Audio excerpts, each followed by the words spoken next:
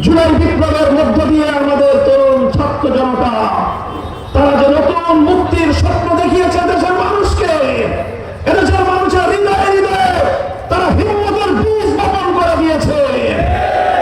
জুলাই বিপ্লবীরা প্রমাণ করে দিয়েছে বিপ্লবের জন্য বড় কোনো রাজনৈতিক দল বা নেতার প্রয়োজন নাই।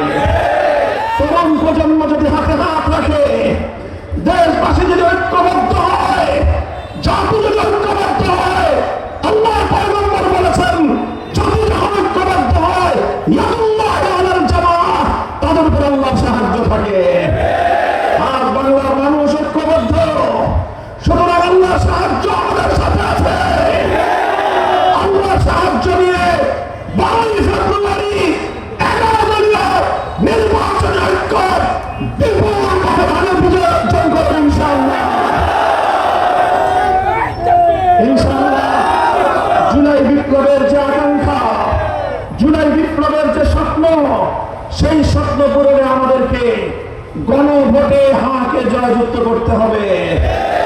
মনে রাখবেন, সংসদ নির্বাচন আসে 5 বছর পর পর, কিন্তু দেশের নীতি নির্ধারণী এই জাতীয় গণভোট 50 বছরে একবার আসে।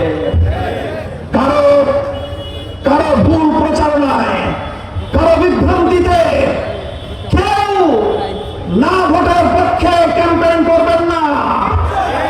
আমরা পরিষ্কার বলি, রাজনীতি করবেন, রাজনৈতিক মতপার্থক্য থাকতে পারে, বাংলাদেশের প্রশ্নে কোনো মতপার্থক্য থাকতে পারে না।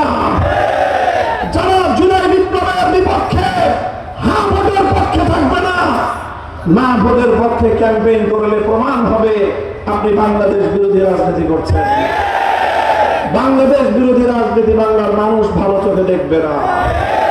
71-এর মহান মুক্তিযুদ্ধের উপর, 71-এর মহান মুক্তিযুদ্ধের ভিত্তিতে যেই 24-এর বিপ্লব সংগঠিত হয়েছে, এই বিপ্লব 71-এর মহান মুক্তিযুদ্ধকে বাংলার মাটিতে কার্যকর করার বিপ্লব। এই বিপ্লব ফ্যাসিবাদের বিরুদ্ধে বিপ্লব, এই বিপ্লব জবাবদিহির বিরুদ্ধে বিপ্লব, এই বিপ্লব ইনসাফের বিপ্লব, এই বিপ্লব ন্যায় বিপ্লব, এই বিপ্লব দেশকে ভালোবাসার বিপ্লব। ইনশাআল্লাহ আমরা বাংলাদেশকে ভালোবাসি তো, আগামীর রাজনীতি হবে বাংলাদেশ পন্থার রাজনীতি। সকল দল এবং মতকে বলি, বাংলাদেশ পন্থার রাজনীতি করতে না পারলে এদেশের মানুষের কাছে আশ্রয় পাওয়া যাবে না। এদেশের মানুষ কাউকে ইজারা দেয় নাই।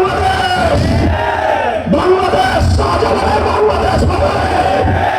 শাহজালাল যে চেতনার ভিত্তিতে বাংলাদেশে এসেছিলেন, সিলেটের মাটিতে যে পতাকা উড্ডীন করেছিলেন, সেই পতাকাকে নিয়ে মঞ্জিল পর্যন্ত আমাদের পৌঁছতে হবে ইনশাআল্লাহ। আমরা হাতে হাত রেখে এইভাবে ঐক্যবদ্ধ বাংলাদেশ গড়বার জন্য সামনের দিকে অগ্রসর হয়ে যাব ইনশাআল্লাহ।